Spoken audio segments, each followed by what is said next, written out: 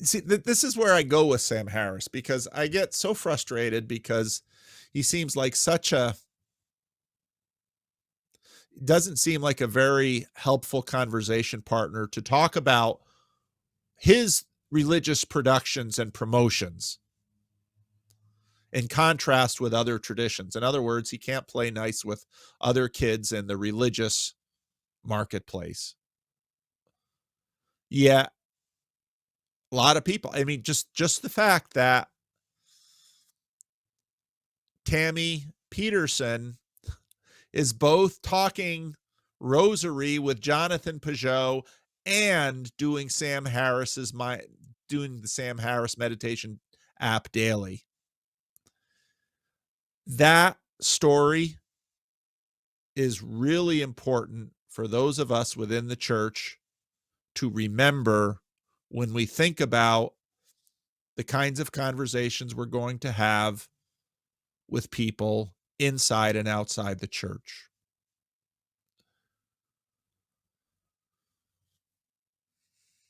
I, I guess I should download Sam Harris's app and see what's going on. Part of my problem is, as I confessed to Nate Heil, I'm a little bit of a mocker sometimes. I see things and the troll in me, is that a good troll or a bad troll? Yeah, I don't know. Is it an integrated troll? Is my shadow troll integrated? I don't know. But maybe I'll have to download Sam's app. I know it'll give me more ideas, but how many more videos do I want to make about Sam Harris? I mean, I don't want to make a lot of videos about Sam Harris. There's so many other interesting people to talk about. So I don't know. But Paul, Yeah. Nate was gonna make a response video at some time, and he has technical reasons and specifics and facts and history and all that stuff that I don't have of why you're getting aspects of your criticism of Sam Harris wrong. But I think my big thing would be, um, I mean, part of it is like you're not going to have a conversation with Sam probably, so that's part of it. And so we're using superficial kind of identitarian labels. And granted, Sam plays the modernist rhetoric, tribal, religious, anti-religious game. But I think when you're truly participating in a dialogos, and if you can even manage to do that in a thinking way where you're critiquing someone who you may not actively be able to have a long form face to face or live conversation with, it doesn't feed into the culture war nonsense. And I think it plays into a dynamic of equating who is in, who is out on the basis of self identity, which I would argue is a huge part, it's a huge symptom of the whole disease to begin with. I think that's a good point. The difficulty is, the problem with the whole who is in, who is out, and calling that out is, once you call that out, you reinstate it. There are those who play the who is in, who is out game, and those who don't. Then you have a who is in and who is out. So no, Well, point taken. well, And this, and I and that's why I mean, what have I done with my channel? In some ways, I have used public figures who I will likely never talk to. At least I imagined I would likely never talk to most of these people, in order to provoke a conversation about the material that they're putting out into the world. And that I think is not a bad strategy, because to one degree or another, if you're putting out content on the internet, it's fodder for public discussion. So what Sam Harris puts out, I should try to get to critique fair, and so that's why I'm open to correction with respect to it. But and then I think the go reason ahead. your channel has grown is the rando stuff and the genuine community. And it's not that you don't make good monologue videos that are strictly about intellectual content. Like that's all good and fine. But mainly I think that plays at a culture war dynamic that is superficial at best. And this thing with the thing that I struggle with at the Sam Harris conversation is that when he's not playing his rhetoric game and when he's talking about these kinds of mystical experiences, I think he's getting at something that's valid, and we're all trying to learn to talk about that stuff. I mean, at his best, he's talking about the one and the many in ways that a lot of Christians don't talk about it very well at all, because that's kind of the hardest metaphysical stuff to talk about, as far as I'm concerned. And a lot of Christians don't do it very well, but you don't go after them with the same kind of like mockery. And I think we should, I don't know, it's, I self identify as a Christian. I'm going to be a lot more charitable to Sam Harris than I am to someone else. Like, I've come after you after like Calvinist ontology, and we don't go, and I could mock you about some of that because I think it's ridiculous and doesn't hold water. But I would that's probably not going like to it get us if you anywhere. mocked me on that. You know, but here's the thing, like, even when you talk about all your Calvinism and your Calvinism videos, every time you talk about that, it's not about the specifics of the Calvinist ontology. You just say things like, God is sovereign, I trust him. Me too, but I'm not a Calvinist. You know, Arminians too, but they're not You're a Calvinists. Open Calvinist, you theists just don't too. admit it, just like Sam Harris isn't a You, Christian. no, because here's the thing, and this is where I'd push back on you with like even saying, like, because you just did it with like, it gets into non-dualism stuff, but you just did this with saying, what did you just say? Normally, the thing you'll say is, well, in regard to dogmatism, you'll say like, people are anti-dogmatist, but then when you say I'm anti-dogmatist, what have you done? You've created a dogma. Ha ha ha! Gotcha. And I think that's silly. And where I would pressure you is to go into the Ian McGilchrist, the non-dualism past the dualism of dualism and non-dualism. Like, if you haven't watched his Ralston lecture, you really should, because that's, to me, until you get to the place where you can see past the representations in an iconic way during intellectual conversations, we are just in the realm of Rene Girard and mimetic rivalry over representations. And we're not saving the appearances to bring in Barfield. And I know that's like, there's a lot packed in there, but that's predominantly the intellectual conversational problem of talking heads in the West. That's why. It's a competition hierarchy, no matter how well or poorly you're doing that. And it's a waste of time. But isn't Sam Harris worse at that than basically any other major talking head in this space? Maybe, but he doesn't self-identify as a Christian. So I give him a pass. Hold on. What does that mean? You give him a pass because he doesn't identify as a Christian, so anybody who's not a Christian is an idiot who shouldn't be criticized? No, I think I should criticize the people who are most in my group. And I think that limits infighting. Come on. That's ridiculous. Sam Harris is a public intellectual. He deserves to be criticized. Yeah, but that see, this is part of the issue though, Jacob, is like, I understand, like, you've put things out publicly, you can get public criticism. I mean, on one hand, that's fine. But the problem is that feeds into depersonalized competition hierarchies about ideas that are, What you are that I would doing say, is depersonalizing him. You are dehumanizing him because he's not a Christian.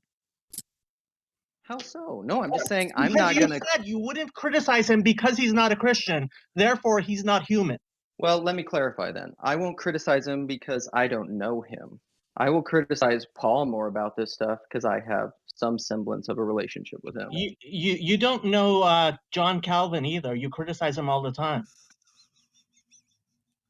Well, fair point. Calvinism, things downstream of him. I mean, what? I don't know Calvin. You're right. Hey, Luke, I just wanted to pop in real quick Um, and just like, but just to go back before it's missed, I wanted to defend my Calvinist brother Paul. Sorry, I don't know if there are other Calvinists in here, but I'm just going to take the torch for a second. The issue that you're having with God's sovereign nature and that we're intellectualizing or coming up with the reflections of people's understanding, it seems to me that you're doing the same thing. You're asking people to watch McGilchrist. You're making arguments from authority. I mean, I'm not trying to throw epithets at you or anything, but I'm just saying, like, you are doing some similar things when you're accusing or at least commenting on what Paul is doing. That's my only criticism there. I mean, we can't go into, but this is where these things get hard, because if we're going to have like back and forths about the specifics of disagreements about whatever it would be, it takes a long time. So, I mean, I'm just throwing those things out without being able to go into them in depth. But and the whole Calvinism conversation, I mean, I'd be open to doing that sometime down the road. I've tried to do it on Rando's conversations and things. I've tried to talk to Colton about it. Ultimately, I don't want to go into it. I mean, okay. Go ahead, Julian. Sorry. I just wanted to make a comment. This is something I've been thinking of for a while. Luke, you just said you like to criticize people who are in your own tribe before you criticize people outside of it, or something to that fact. Yeah. And I think if it's easier for you to criticize someone, that means by default that they're not your tribe anymore. Like I've been noticing this with regards to certain sort of evangelical critics of evangelicalism, and they'll sort of make a kind of a big deal about the fact that they're very critical of their own tribe. And I think that kind of just shows that they're not very much invested in the group anymore. So yeah, I mean, the person who you have a hard time critiquing, I think that would be closer to your tribe. Right? So it's a sort of a subconscious rather than a conscious thing.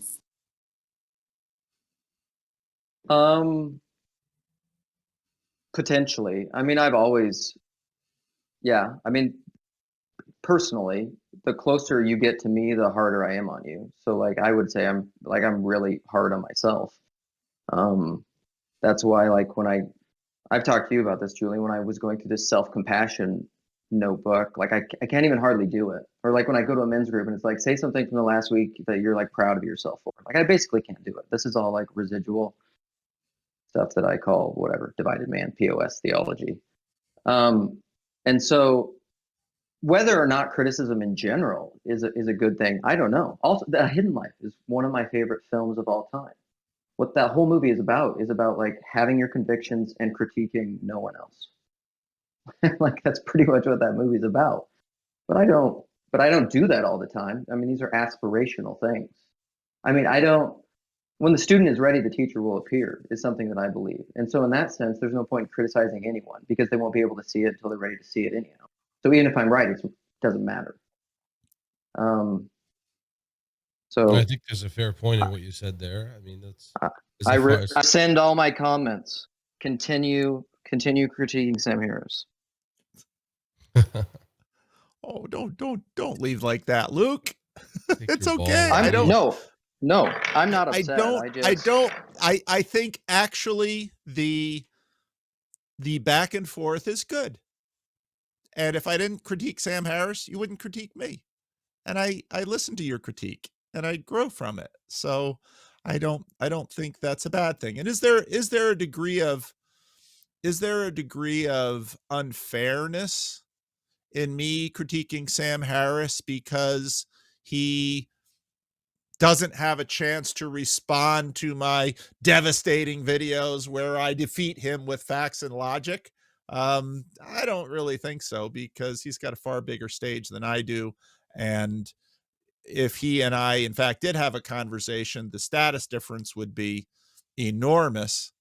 And his clapping fans would drown out, the little sullen corner of the internet after he defeated me with facts and logic. So I understand the qualms about the game, but if I thought that the game wasn't in some ways profitable, I wouldn't play it.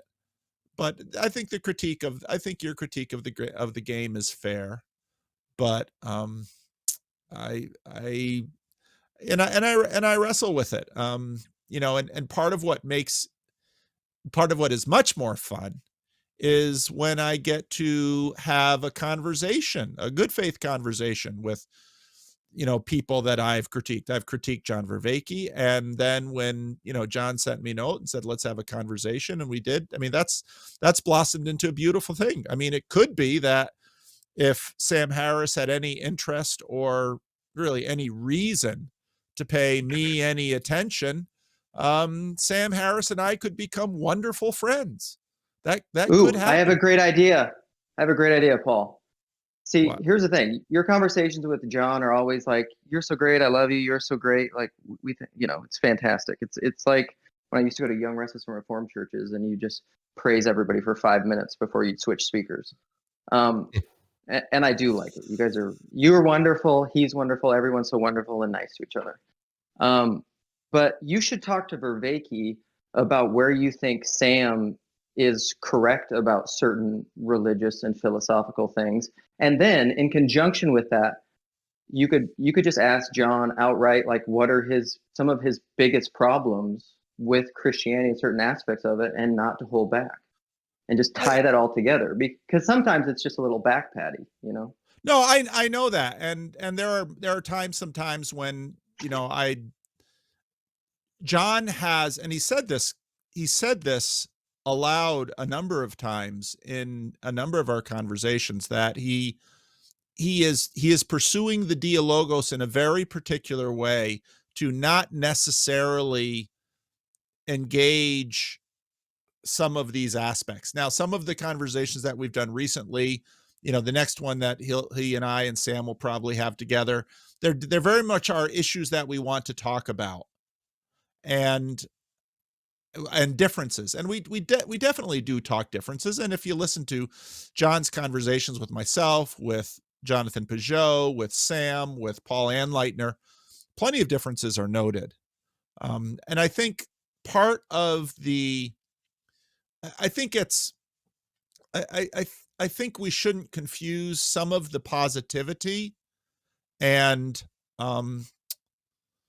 expressed appreciation for softness. I think some of that is to try to encourage each other and to continue to believe that we can have differences and still maintain a container of commonality and goodwill and good faith and all those words that we tend to throw at this. Because so why is that not with Sam? What's that? But why don't we do that with Sam? Well, because there's no point, because he's not listening. And so actually, if it's personal, I don't know. I'm almost like the opposite of that, switch, I guess. Yeah, I could see that. But part of what I've often done, and is I'll poke at someone a little bit and make some comments, and then it's sort of a bidding in terms of play. And think about kids on a playground. Little boys and little girls on a playground, and the little boys might have a crush on the girl, so he goes and gives her a little shove. Now, and the girl will be like, "Why are you pushing me? That's so mean." But if you understand what the boy is doing, the boy is saying, "Hey, let's play. Let's play. Let's go further in the conversation." And so there's a certain degree of bidding.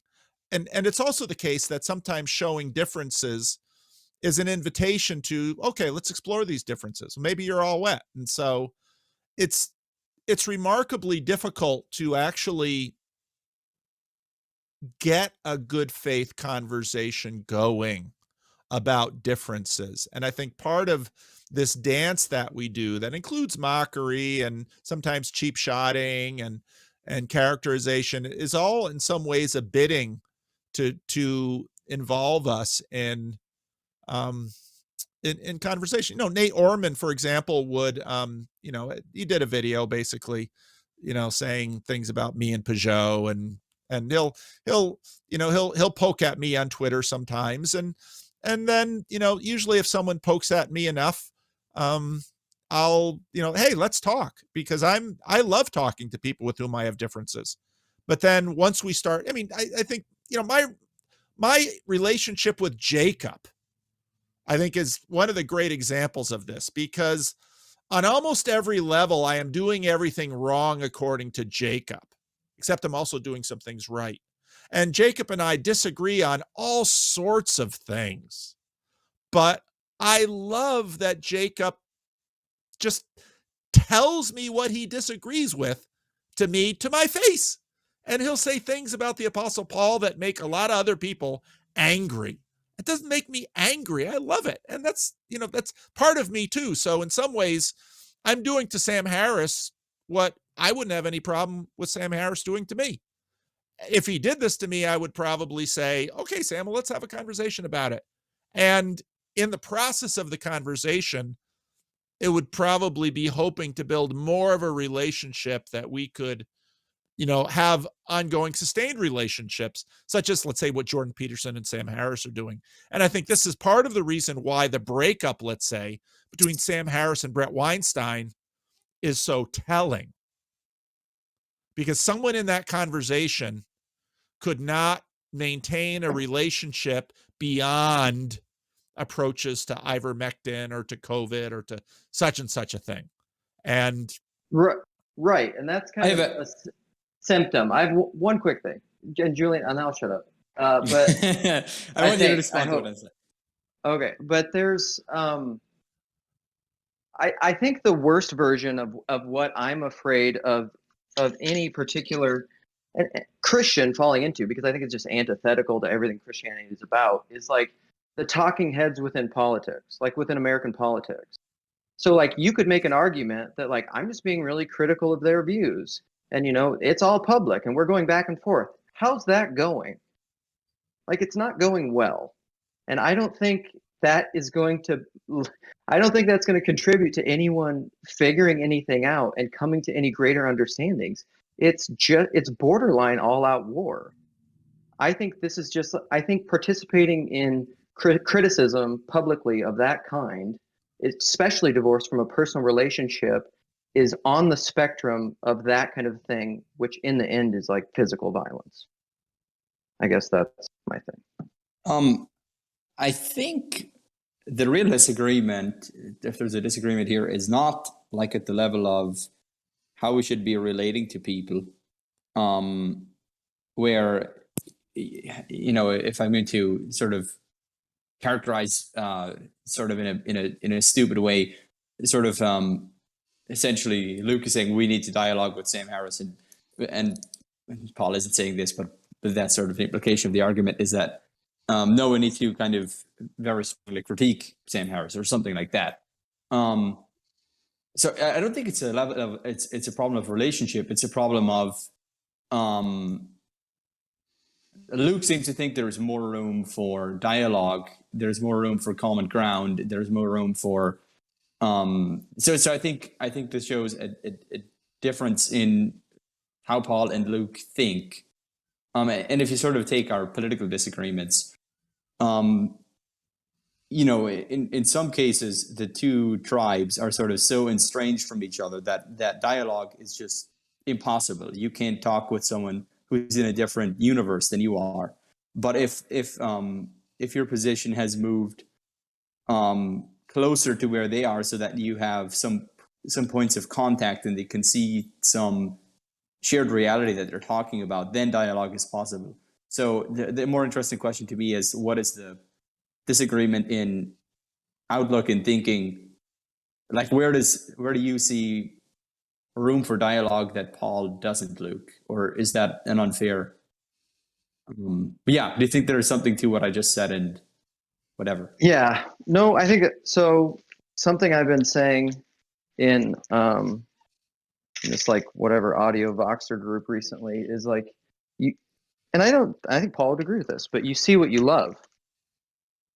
And I think when it comes to salience, and there's some great examples of this, like when Nate and I were talking about certain videos of Paul's, and we would just in our box, I would be listening to it and I would screenshot it and I'd timestamp it and I'd go off for like 15 minutes about why it annoyed me of something you said.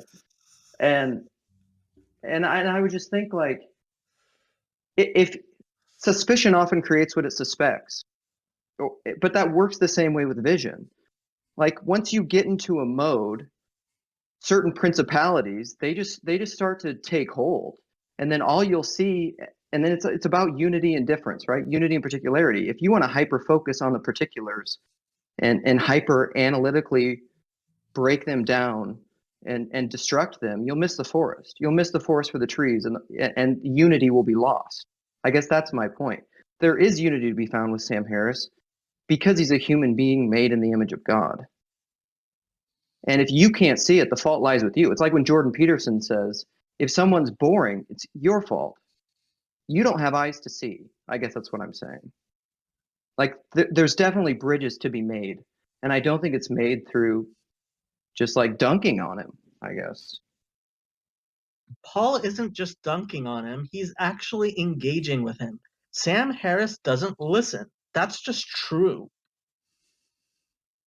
Even if he's not listening, and even if he's somehow dunking on Sam Harris, the fruit from the conversations that are had outside of the conversation that is even taking place, I think, are ripe. And I find it to be quality content that's largely in good faith. I think that they're doing a good job, and they're putting the conversation out there in the public for people to consume and discuss at the proverbial water cooler. And Paul has a lot of people listening to his water cooler convo as he discusses the entertainment of the night before with Jordan Peterson and Sam Harris. I talked to Jeff yesterday, Jeff Pace, and I made the comment to him that I look at Doug Wilson made a couple little videos commenting on Jordan Peterson and Joe Rogan. I look at what a lot of people do. I look at what a lot of pastors do on the internet, in terms of Sam Harris, and then I look at what the sort of the whole cadre of Christian apologists and anti-theist apologists do, and go back and forth. And I wish, I'd love to, I don't know if I'd watch it or not, but I'd love to see when Doug Wilson, he's a conservative reformed pastor from Moscow, Idaho. When he treats Jordan Peterson, and Jordan Peterson says, "Oh, the Bible is the foundation of Western civilization," Doug Wilson says, "Yay!" And when Jordan Peterson says that, Nate Ormond and Rationality Rules say no. And they might go into a little bit more depth, but not much. And so, on one hand, Luke, I agree with you that the fruit I feel most gratified by in terms of my work is the relationships. I think it's astounding that now 4 years later, Luke and Julian, you two were some of the first that started watching my videos and contacted me, and we talked, and we had Rando's conversations, and Rando's United started, and Bridges of Meaning started, and we're still talking together 4 years ago. And unfortunately, we haven't had the opportunity for me to be in your home or you to be in my home, or we haven't had that level of fellowship, but we're still talking with each other with a degree of friendship and interest 4 years later. And Luke, you feel comfortable enough, which I'm glad, to come on the question and answer and basically say, Paul, what you're doing at Sam Harris is unchristian. And, to me, the reality of those relationships, as I'm not going to push them beyond what they are. That's the fruit of this. And so when you say, it's the Randos conversations and the relationships, they're the real thing. I agree with you 100%. But I'd love to say something here, if it's okay, about something I see. I really appreciate you doing, Paul, and I feel compelled to, in certain ways, I actually feel a little bit of this when I listen to Mark Lefebvre. There's a sort of a strategy or a technique that Sam Harris uses, which feels a little bit to me like it's sort of demeaning or bullying. Like the way that they structure their arguments, it sort of just doesn't leave you a way out. And so I feel, in a way, that you're coming to the defense of those who might fall prey to that and say, oh, well, I guess there's no other answer than the answer they're providing. Well, And so I just appreciate that somebody is kind of saying, hey, you don't, this isn't an open and closed case. There are questions here that are actually sort of being waved away as though they don't even exist. And so I like that somebody, and I think this is part of the reason why people appreciate some of the, like, Jordan Peterson approach to things is they see somebody taking not an aggressive stance, but a position of almost as a defender for those who may not know how or may not have the demeanor to say, I don't agree or I don't understand. I don't have the sort of intellectual firepower to present another solution. But so anyway, take that for what it's worth. So my one thing with that though would be like if someone, and I'm air quoting, leaves Christianity because of Sam Harris, they probably needed to. And they were probably under delusions within Christianity if for the reasons they left Christianity is stuff that Sam Harris says.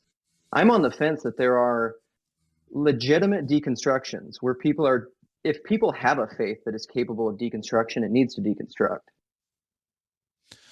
There's a point to that, which I understand, Luke, but as a pastor, I also have watched people who have deconstructed, whether or not they're listening to Sam Harris, I don't know, because a lot of this stuff is out there and Sam is one example, but I've also seen them leave Christianity and pay a heavy price.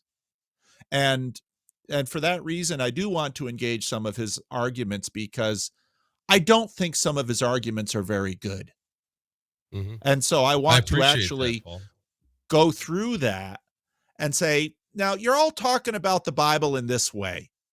Is this really what Christians think? And then they're like, yeah, I can point to all of these churches where Christians are making all of those noises that Sam Harris is basically throwing under the bus. And in many cases, what those Christians are saying that Sam Harris is throwing under the bus deserves to be thrown under the bus.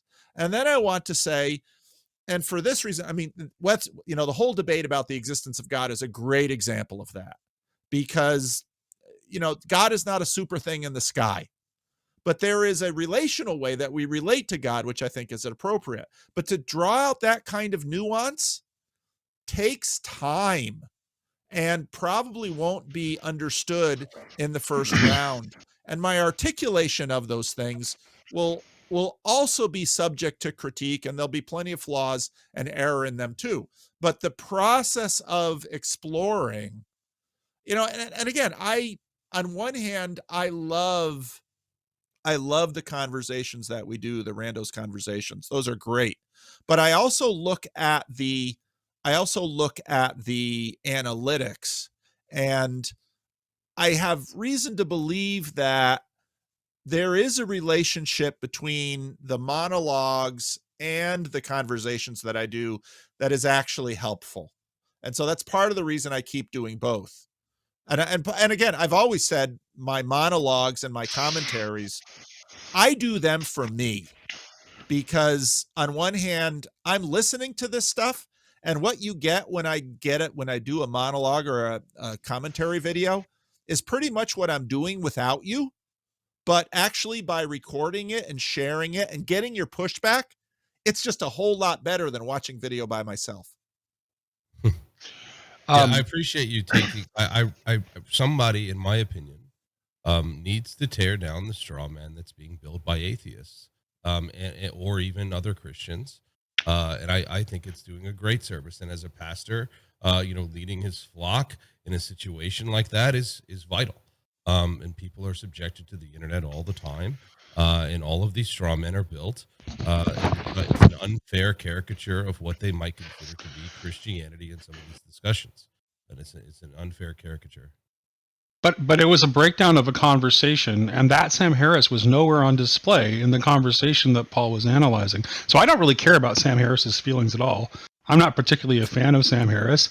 All the things that people are accusing him of, I've absolutely seen him do. It's true.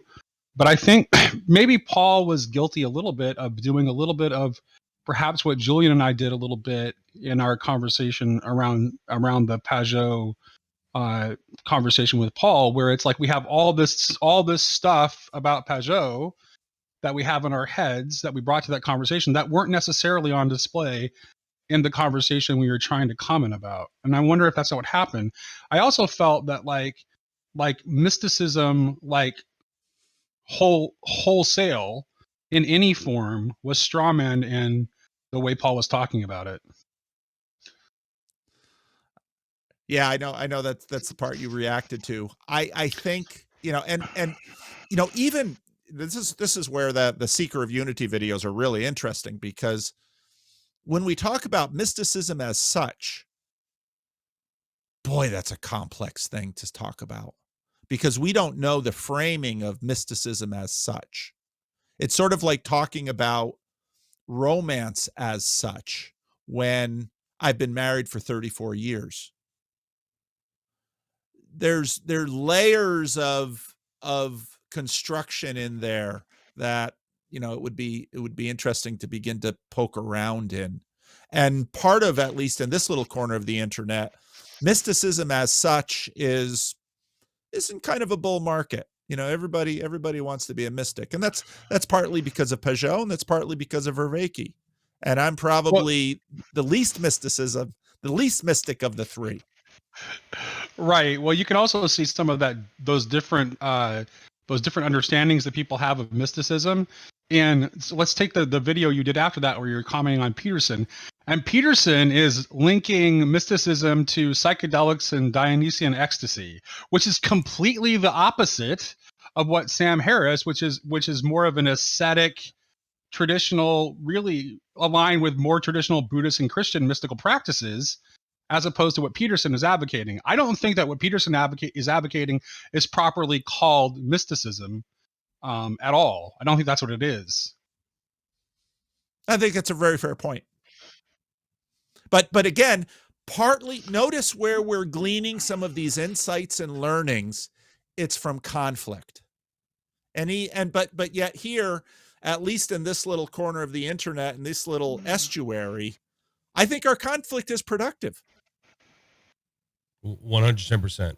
Agreed. Yeah, without a doubt. Like I've had, I would say that one of the thing about this estuary, though, is the conflict often seems to be able to happen in such a congenial way. Like, I know I've had a lot of conversations with Yosef lately, and we have significant areas of disagreement, obviously, but those have been some of the most productive conversations I've ever had with anyone. Yeah, Yosef has been the best add to the Voxer group, probably.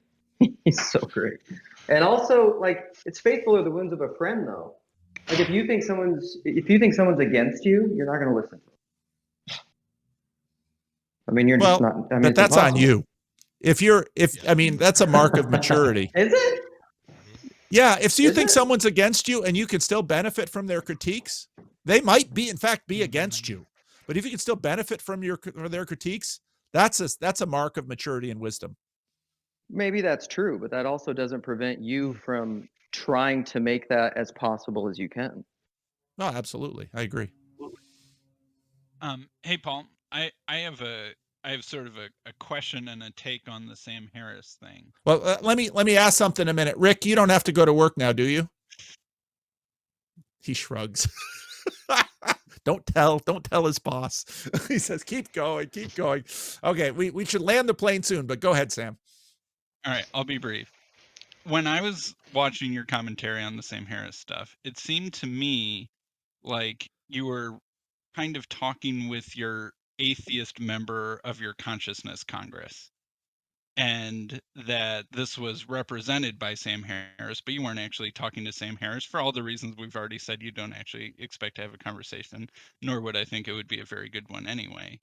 But it was sort of like, I don't know, like Smeagol casting out Gollum or something like that, saying that the Sam Harris member of your consciousness Congress, who maybe at various times has had varying levels of sway, doesn't seem to have anything to contribute anymore.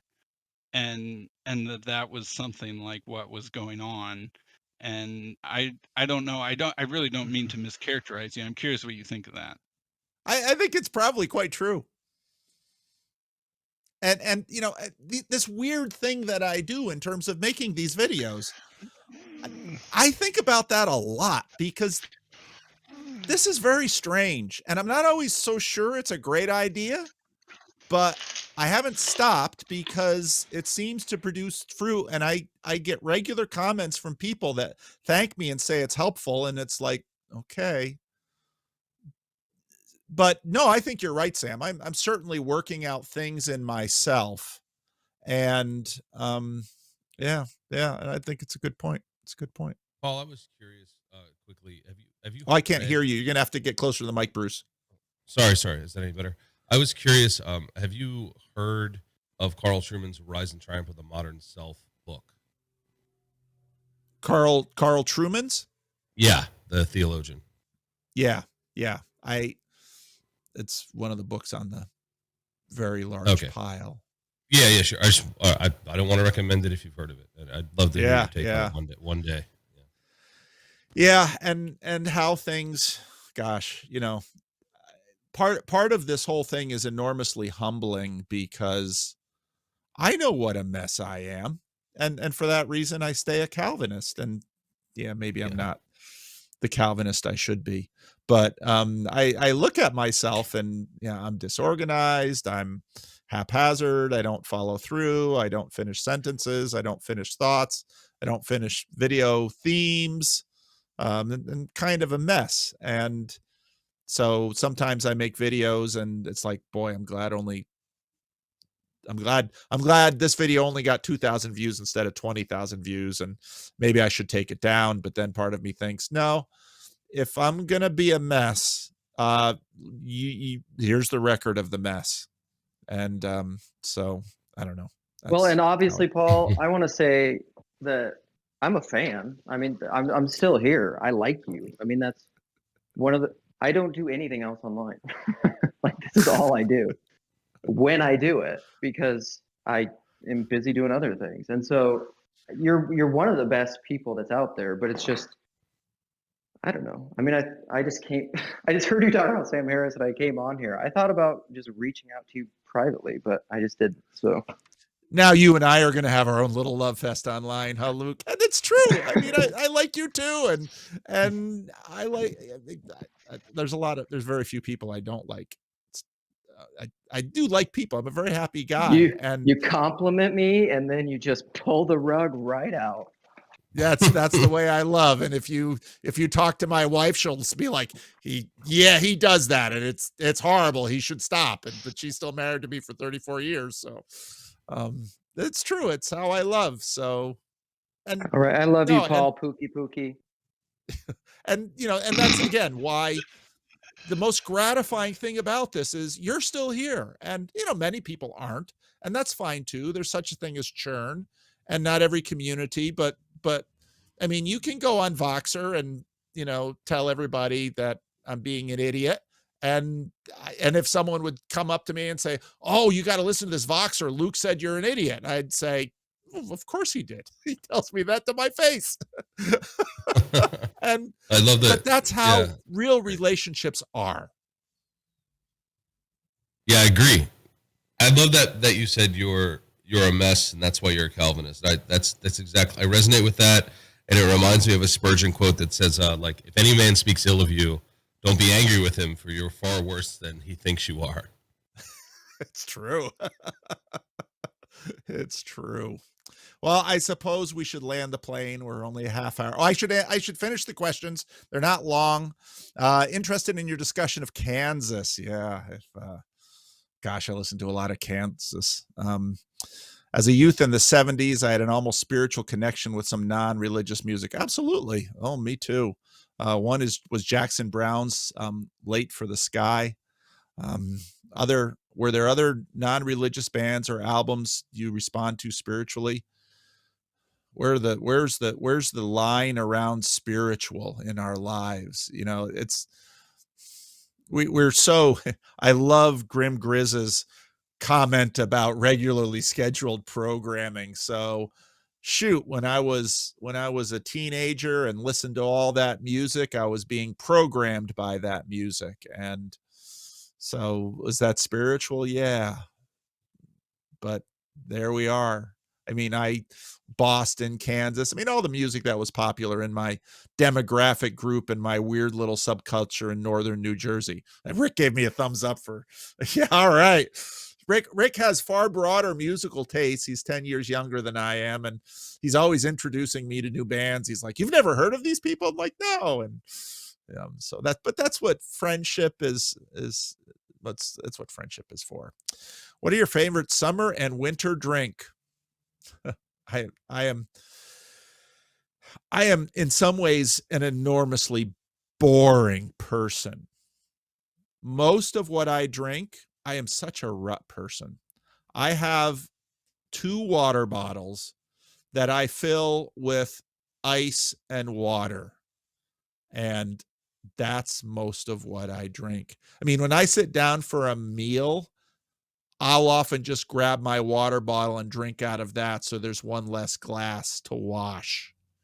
I am a deeply strange person. I mean, there's something deeply strange about me. And although when my kids were young and we'd go on trips, my kids would always drink from my water bottle because they'd always say, "Well, Dad's water just tastes better."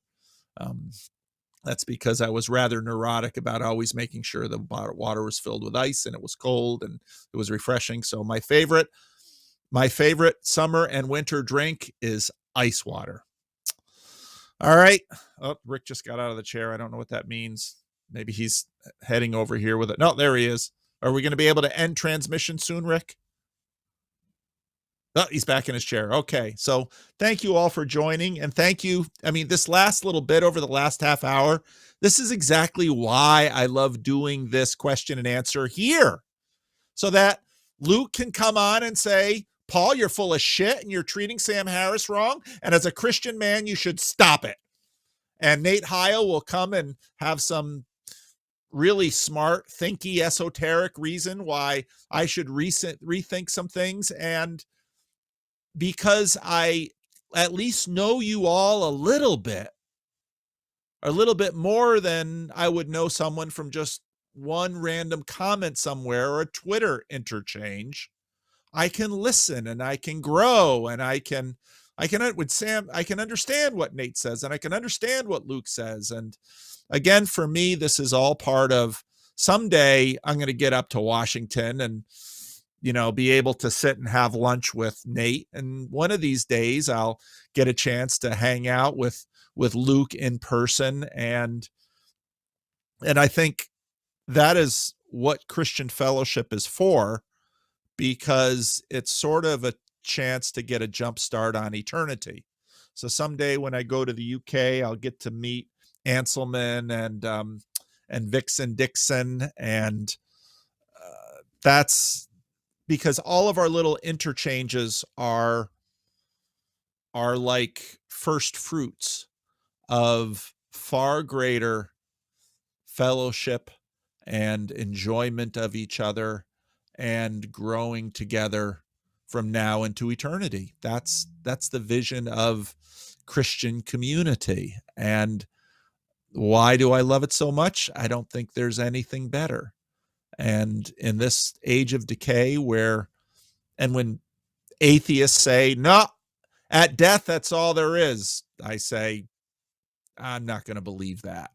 I'm going to keep believing that even people that I've only had 1 or 2 exchanges with on this crazy little channel, I believe in the hope that one day we will be able to spend hours in a new heaven and a new earth exploring God's glory together and the glory of his handiwork and his fullness that he spills out onto the world. And we will enjoy that fellowship with each other. And it will be even greater than anything we've tasted here. So that's why I do this. So, all right, Rick, very good. You can end transmission.